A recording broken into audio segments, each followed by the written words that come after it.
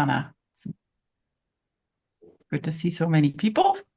And since it's ADHD Awareness Month, we will be talking about ADHD and emotions, but of course, plenty of this might apply to people with other neurodivergencies because emotional regulation and executive functioning can be an issue with those as well. We'll just briefly have a look at our community rules for how to interact with each other. And if you see these rules not being respected, I urge you to ask a question about them. I think it's very important that we all keep the space safe, or safe enough, at least. A little bit about Lana and myself. Lana and I co-founded the Neurodiversity Education Academy as a way to house our educational projects for the Neurodiversity Foundation during the first year of COVID. Lana has a background in learning design and educational consultancy, and I have a background in media studies and learning design, and I'm also trained as a coach, specifically for ADHD, but also in other evidence-based coaching methods. What we'll cover today is we'll talk about emotional dysregulation as one of the important symptoms of ADHD. It has been added back into the DSM in recent years. It was removed from the DSM, even though it was in there in the first iteration of ADHD, because it was so difficult to study emotions, according to the scientists. So they just took it out. We'll talk a little bit about some new insights about how emotions actually work. And then we'll go into how those connect to some common symptoms that people with ADHD struggle with, like rejection sensitivity, procrastination, and a persistent demand for autonomy. Our capacity to co-regulate and self-regulate is really important in how to deal with emotions. So we'll lastly talk about those as well, and we'll celebrate some of your glows and grows as we go through these questions. As always with these sessions, we have so much to cover that most of the exercises and the questions are more like a taste of that you could come back to later and explore with more depth. But we just want to give you a sense of the breadth of the questions and exercises that could be done around this topic. So without further ado, would you please share in the chat what comes to mind when you hear or read the words emotional regulation?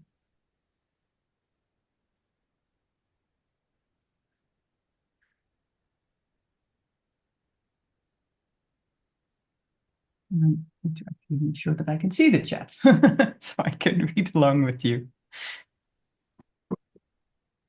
Oh, that's my husband knocking at the door. He's just going to pass behind me. Kom maar eens. He'll be gone and out of our earshot in a second. Kom maar!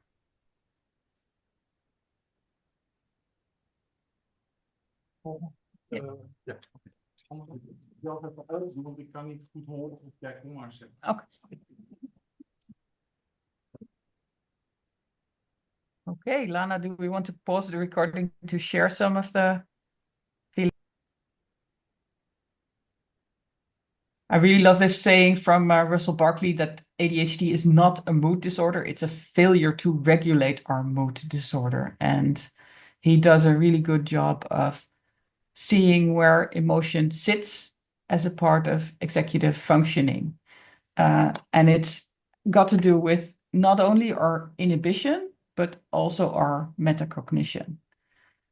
It's very clear by now that there have been several studies that ADHD is both a bottom-up and a top-down regulation process. So there's two major areas where people with ADHD have trouble with emotions. It's not only re-regulating themselves once they get emotionally distraught, but it's also having a bigger emotional response to initial stimuli. And that is something that also people with autism will probably connect to because they have a more sensitive nervous system and they also more deeply process the incoming signals. And so they might have a delayed but also bigger response to whatever stimuli is incoming than most people will do. And then the ADHD brain can inhibit coming back down to a more balanced state once you're in that state of heightened emotion. On a scale of 1 to 10 in the chat, would you please rate your capacity to be emotionally balanced throughout your day? No need to share this. It's just also a way to take your own temperature. So if you score 0, you have very little capability to manage to stay emotionally stable. Or if you're up high, you have a great capacity to notice your emotions and re-regulate them where needed.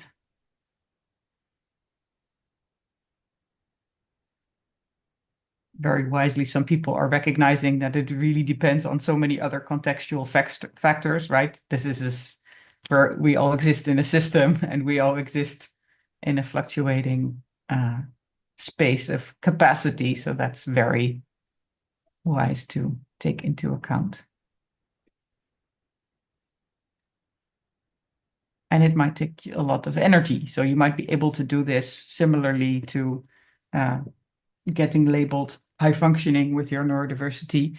That might take a lot out of you to constantly be in control of this.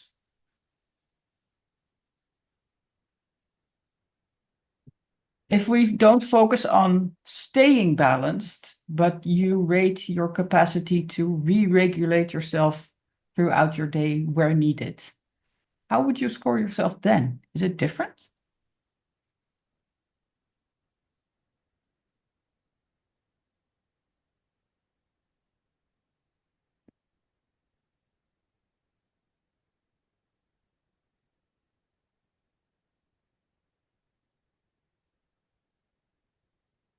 I don't know what it's like for you, but for me, then the scale goes up quite a bit.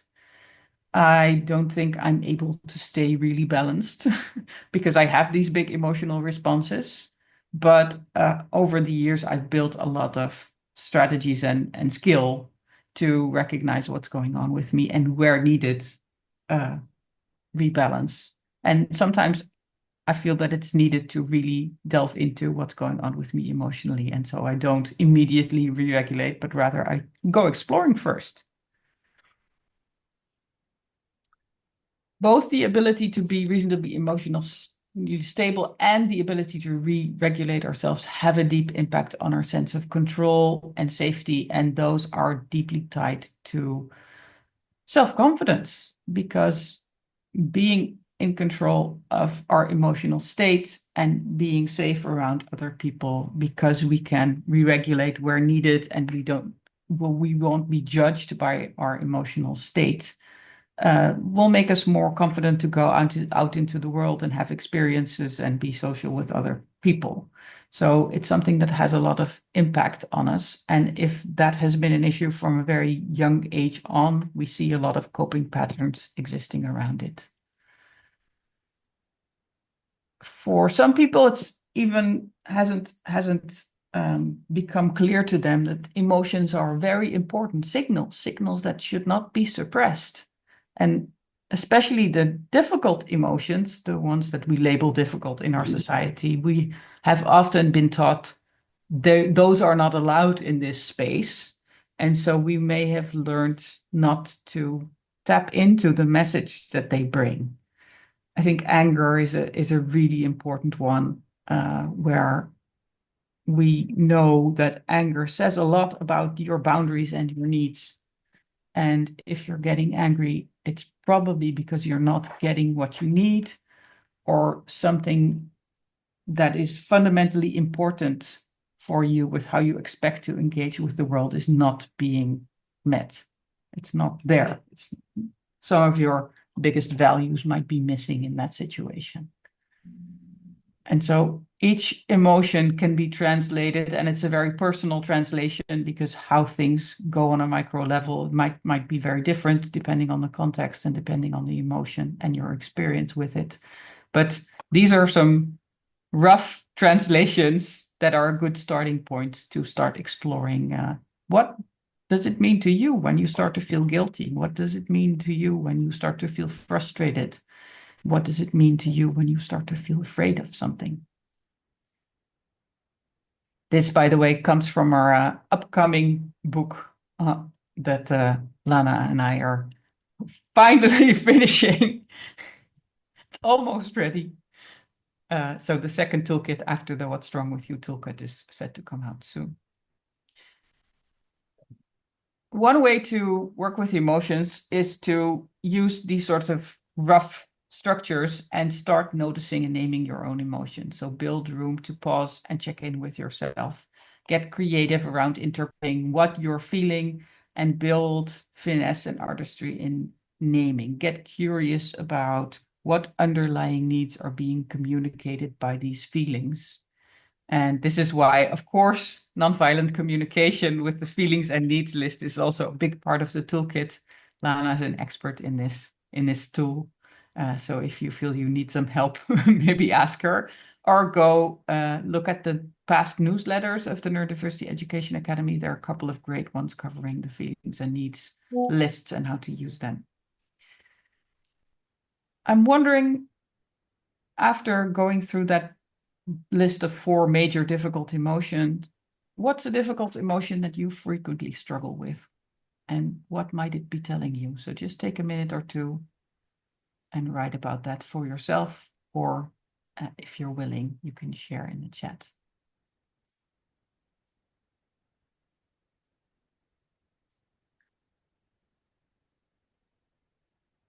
If I may share. Open up to other people and share a little bit about how you are untangling your emotions and finding out what the needs behind those emotions are. The reason we ask to do these kinds of exercises, or that frequently also comes up with my coaching clients, is that it's really important to build emotional intelligence or an emotional vocabulary to work with, because science shows that it's highly tied to also having the capacity to be emotionally agile. So that means not always staying perfectly in balance, but having a wide range of emotions and experiences, difficult ones as well as deeply wonderful ones, and still having the sense of control and agency that you can act in a way that suits your personal values. So in the chat, I would like you to, or in your own notes, I would like you to reflect on a time where you experienced high emotional flexibility and what that felt like for you.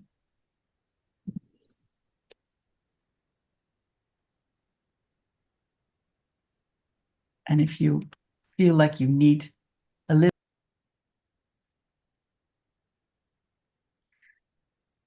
So I wonder if people are also willing to share a time of an experience of having low emotional flexibility. So because Teda, what you described, I would actually say is probably a good example of high emotional flexibility, because you're tapping into the difficult emotions and meeting yourself, and therefore you are slowly re-regulating yourself. It might not look the way it looks for a neurotypical person, but you are doing the work to also have emotions after having those needs met, and after feeling seen. Positive emotions around that will also come up and sort of balance your system out.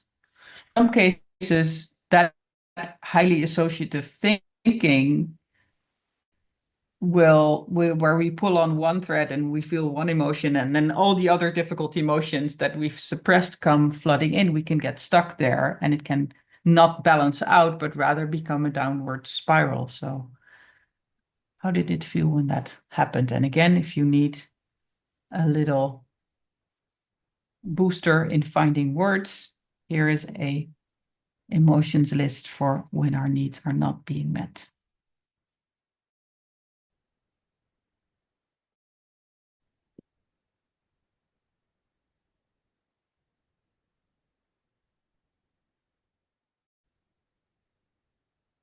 And of course, this exercise serves to illustrate why it's so important to put some effort into developing just a little bit more emotional flexibility.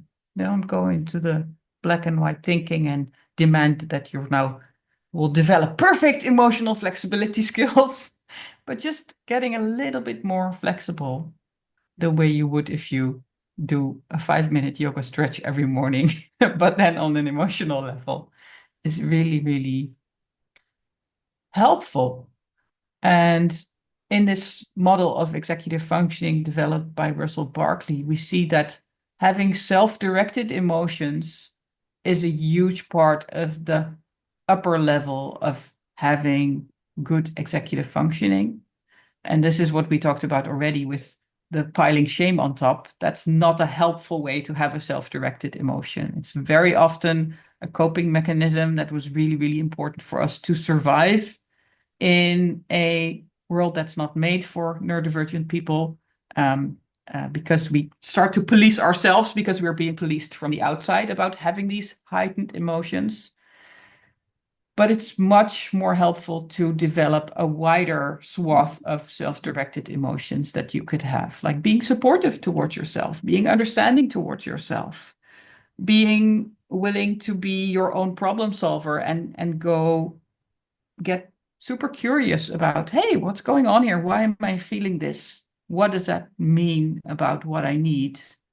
And then being able to psych yourself up, as it were, with positive emotions, and that you're allowed to go after the needs that you are having deep emotions about not being met in the moment. So what I often do in coaching is I work not only with people on making the inner critic voice less strong and learning what it actually has to say about our unmet needs, but also building up this inner mentor voice, which is a way of creating these self-directed positive emotions that will help us create a better future for ourselves. How we feel when we engage with life's events and the emotional upsets that those will eventually always trigger because we encounter difficult situations, have the capacity to make or break our executive functioning, because if we pile shame on top of what we are already experiencing as a difficult emotion, we go even deeper into our stress brain. And the more our stress is triggered, the more we go into black brief of our planning, where we're able to sort of see the situation from a bird's eye view and really creatively problem solve. That shuts down because we go into this fight, flight, freeze, fawn mode. And that impacts some of the most well-known symptoms of ADHD. So it means that we struggle socially, we do deal with a lot of rejection sensitivity.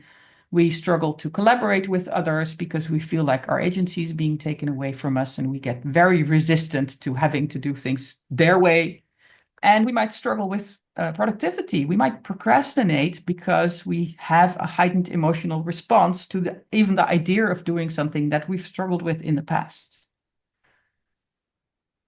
So when we've had a slew of negative experiences, those start to also impact how we're capable of acting in the future, and it really limits us.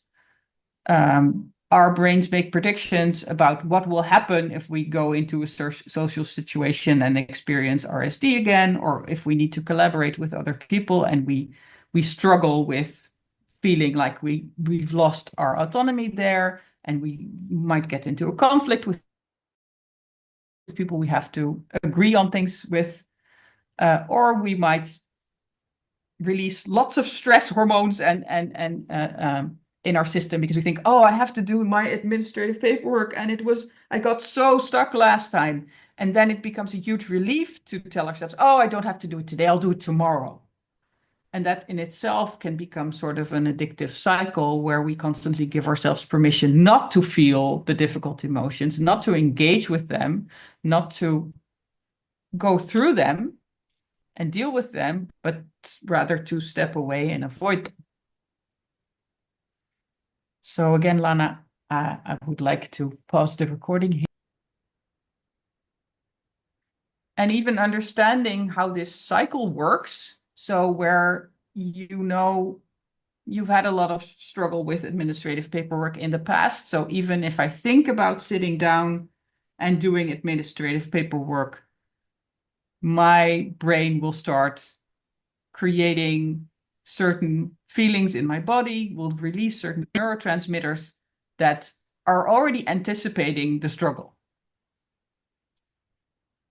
And so already anticipating the struggle, my stress brain goes on, my prefrontal cortex shuts off a little bit.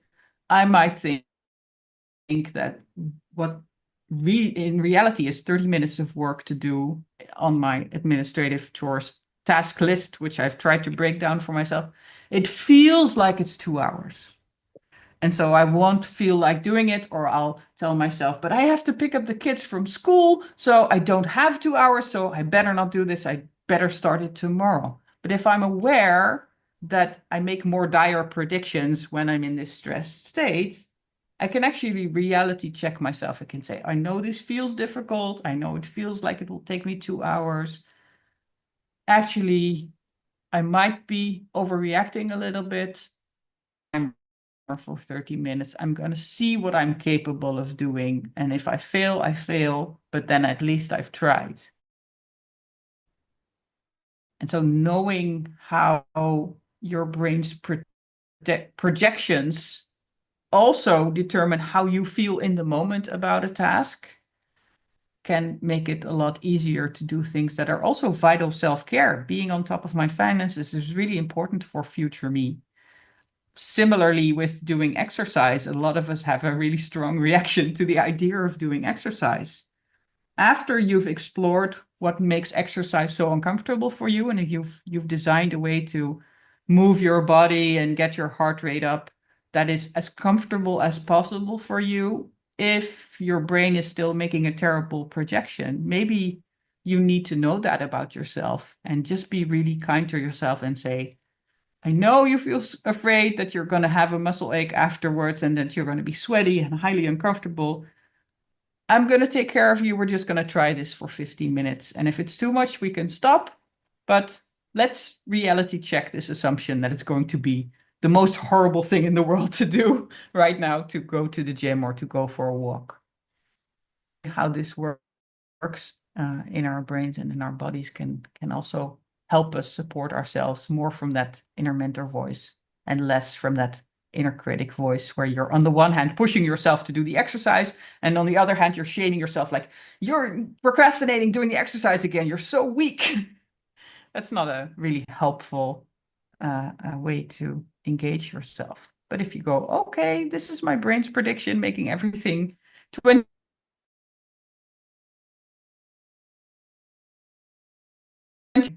make it easy for me to still do the thing that I intended to do. Why was I setting the intention to do this again? How will it make my future life better? And so maybe I can deal with a little bit of difficult emotions right now just to have a better life in the future for myself. That's a completely different way of talking to yourself. And so I wanted to explore these a little bit more with connection to the things that I already talked about, the rejection sensitivity, the procrastination, and the persistent demand for autonomy. This is a figure that always comes up. I think it's a back of the napkin calculation. So I don't think there's real deep science behind it, but William Dodson, who spent his entire career working with children with ADHD, tried to calculate how much more negative messaging people with kids with ADHD get by the age of 10, and he came up with the figure of that it's around 20,000 more negative messages by the age of 10. And if you combine that with what has actually been studied scientifically, the fact that a negative message connects with our nervous system about 3 to 4 times more than a positive message. So we take negative feedback way more seriously than we take any positive feedback. Then I think it stands to reason that it's impossible for that not to impact us as adults. we develop self-protective coping strategies around this that don't serve us later in life. So it's really important to get a little bit curious and see where some of that might need to be unpacked and shifted a little bit or redesigned a little bit so that you are capable to support yourself better in adulthood, rather than constantly being on the lookout to protect yourself from shaming and blaming from outside. And one place where that shows up is in rejection sensitivity. Some of us have become super sensitive to tone, to words that might be interpreted negatively, to any kind of criticism or comment about how we act in relationship to other people. And very often, after we've been in a social situation, we'll spend a lot of time replaying that in our brain and thinking where we did something wrong, or maybe where we got criticized because it didn't hit us in the moment. But now all of a sudden we are saying, oh my God, somebody said something to me when I shared this, and what did they mean by that? And then you lay awake half the night replaying the situation in your brain and thinking through all of the negative things that they might have meant in that moment. And why didn't you say something then? And why did you even share that in the first place if somebody could have thought it strange? So I'm wondering how this shows up for some of you. And Lana, maybe we can pause the recording a little bit. And they will start to become the coping mechanism for their family much quicker than maybe a neurotypical child will do. A neurotypical child has maybe a little bit more of a shell around them, having between parents.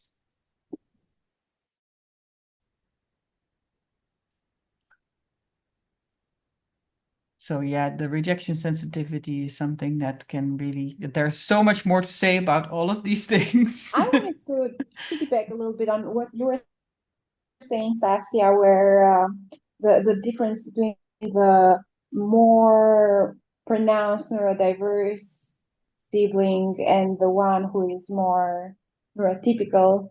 The builds a nice bridge to the persistent demand for autonomy, because this is what I see with a lot of my clients, is that very often at some point that becomes enough. Your system starts to recognize that you are part of a toxic dynamic, and that the way you're being asked to comport yourself by the system around you, whether it's school or your parents, is not a good fit.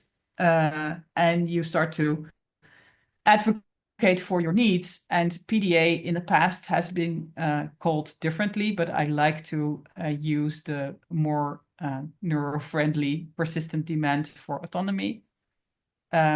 It's a high resistance to demands being placed on us, and especially demands that we feel we are unable to meet.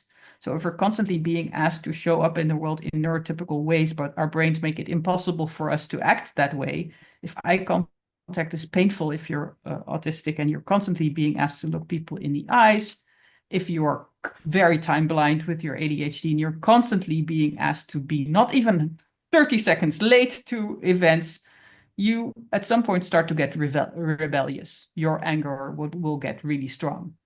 And so then again, the brain's predictive system kicks in. So anything that looks like a situation where you feel you will be set up to fail, you start to get very resistant. And you start to demand that you get to do things your way. And that in a school system or in a work environment can cause really big problems. It can also cause really big problems in a family system. But what we often see is that if people are not raised in a family system where it's safe to be themselves with all of their neurodivergent quirks, then the demands can show up in a school situation, or in some cases, kids do really well in the school system because they want to fit in there and they feel not safe in school, and then they Coke bottle and then they explode at home because they've tried to fit in to the demands so much during school that when they get home, they're exhausted, and they're at least they feel moderately safe. So all of the sort of self-management energy is saved up for a school situation and then explodes at home. And you have these highly dysregulated emotional things at home. And people carry that into adulthood, where I've met so many of my clients who work really hard to be the perfect employee all day at work, and in the weekends they can't get out of bed. They need the entire weekend in bed with either highly stimulating activities like video gaming, or really like low stim activities like just sleeping almost the entire day, to recover and to be able to show up at work and not get labeled the difficult neurodivergent at work. In the long term, of course, that leads to burnout. That's not a healthy situation. But being completely like everything has to go my way will also burn down your social relationships at home and at work. So dealing with the persistent demands for autonomy, learning to recognize the signals a little earlier, and then exploring the emotions behind it with self-kindness is really, really important here as well. And Lana, maybe we can pause and see if there's some.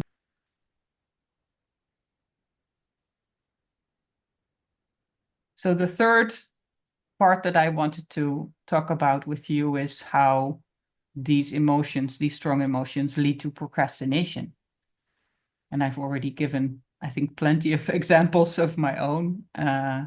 But this predictive brain of ours projecting whether or not something's going to be high or low effort, projecting whether something's going to be pleasurable to do while we're in the act of doing it or not, and also projecting the likelihood that the energy and time we expend there will lead to a successful outcome, leads to our brain dumping a bunch of neurotransmitters into our body, leads to us feeling certain things in our body, and therefore we can start to have the tendency, if the prediction is bad, to get rid of that awful feeling in our bodies, get rid of those awful projections that we're making from a stressed brain. So we're overestimating how difficult something we will be. We're underestimating the likelihood that we'll have a successful outcome. And then it becomes really nice to have the capacity to say, I don't actually have to do this now. I can do it tomorrow. And then our brains will flood our system with a whole bunch of relief. And that feels nice. That feels a little bit like other dopamine rushes could feel, like maybe having a cookie, or after you've gone for a run, the way your body feels, you go, what a relief. I don't have to do that. And that in itself can become this pattern that can become almost addictive, where the only way you can break out of that seeking relief is to build up the stress and the adrenaline so high that you end up with an excess of cortisol. And if you do rely on doing things last minute in a really stressed state, because it's the only way you can break through the procrastination cycle, eventually you will send yourself into burnout, because you'll exhaust your adrenaline and cortisol system. So I'm wondering how this shows up for all of you.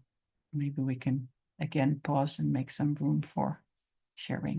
Saskia, I also want to add, in the sense of when we procrastinate and then, like set things aside, it doesn't necessarily mean that the humming of what it was is also set aside. I love that, Lana. I do this on the back burner.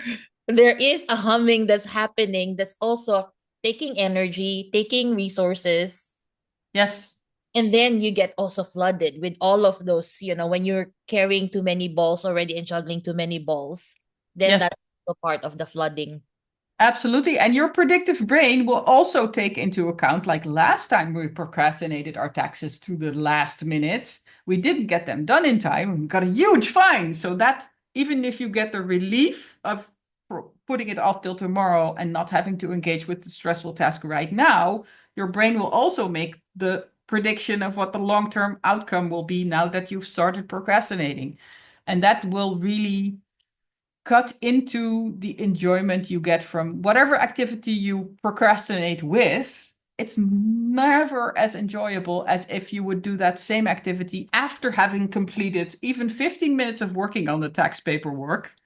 If you then do 15 minutes of a video game as a reward, it'll feel different than if you do it for half an hour while you procrastinate getting started on the tax paperwork. So that's often something I do with people in coaching, is to start building a really strong, vivid picture of the difference between what it feels like to do their favorite activity after they've challenged themselves and they've done something difficult, or what it's like to do their favorite activity as a procrastination move. Around that can be a big help. Saskia, there's also the what's this, buddying up. Yes. Yeah, that's a really important point, Lana. A lot of people with ADHD and a lot of people who struggle with procrastination for other reasons do really well tapping into the power that we have to co-regulate with other people. So if I get really stressed thinking about cleaning my house or organizing my bedroom closet, I can get lost in my own predictive brain negative cycle, right? But if somebody's there with me and they're completely not faced with the idea of working on this, or they're working alongside me and their nervous system is really calm, I can sort of hitch a ride on their calmness. So I'll sometimes even ask my husband to just sit on the bed and watch YouTube videos that he likes while I run around the bedroom and clean stuff up. Because every time I start to panic, I start to get overwhelmed, I'll look at him and he's completely calm. And maybe I might even go over to him and say, "Can you give me a hug? Because I'm starting to feel really stressed about this."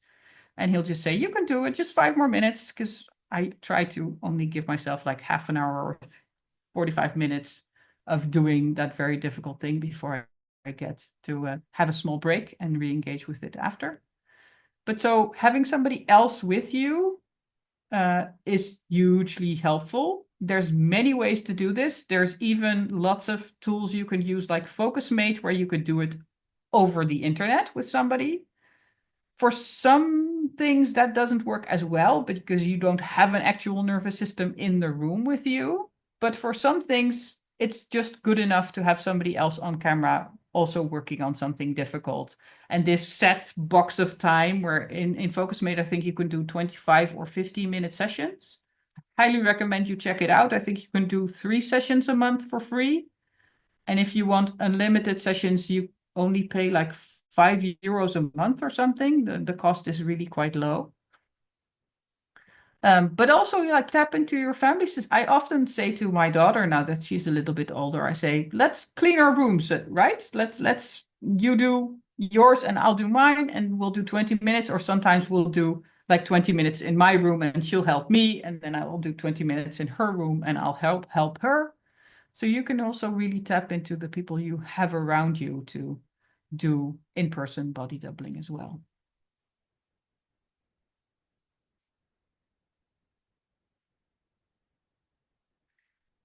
I think we're just about at the end, so I hope this has given you some ideas of why it would be helpful to work on building emotional muscle and flexibility, some more emotional understanding, because it could help the ways that these ADHD symptoms show up for you. And some tips to build a little bit of an emotional practice for yourself is to make sure you have regular check-in moments with yourself, and you have some tools that make it easier for you to do a self-check-in with yourself. You have some ways that make it easier for you to name emotions and find out what the needs hiding behind those emotions might be for you. And you learn some ways to change your state. Moving, for a lot of people, putting on certain kinds of music can really help them cheer themselves up if they're feeling horrible about stuff, or actually deeply delve into sadness or grief. Sometimes that can be really helpful, like put on sad music and just cry if you feel like crying. And then hopefully you'll not feel so stuck later, and you'll be able to have a wider range of emotions afterwards, just because you've given space to the sadness. what's also really important is that you start to build a belief that's founded in actual experiences, that you have the power to influence your emotional state where needed, and thereby your actions and your outcomes. So start to get really curious about where you felt in control of your emotions, where you were able to steer things in the right direction, where you were able to make space for an emotion and have it dissipate, or make space for the emotion and learn a lot from what you need, and then take action based on that. So build a practice, and in reflecting upon that practice, learn what you are already capable of, and really reinforce that for yourself. And if you're still struggling somewhere, reflect on that with a loving perspective and get curious. Use the growth mindset, like, I can't do this yet, but what would I need in order to be more successful here?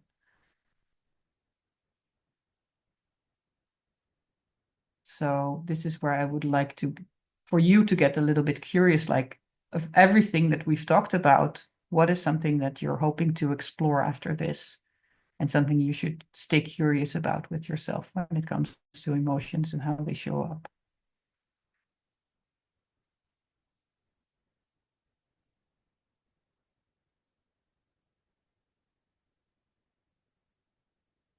And you could put that in the chat if you want.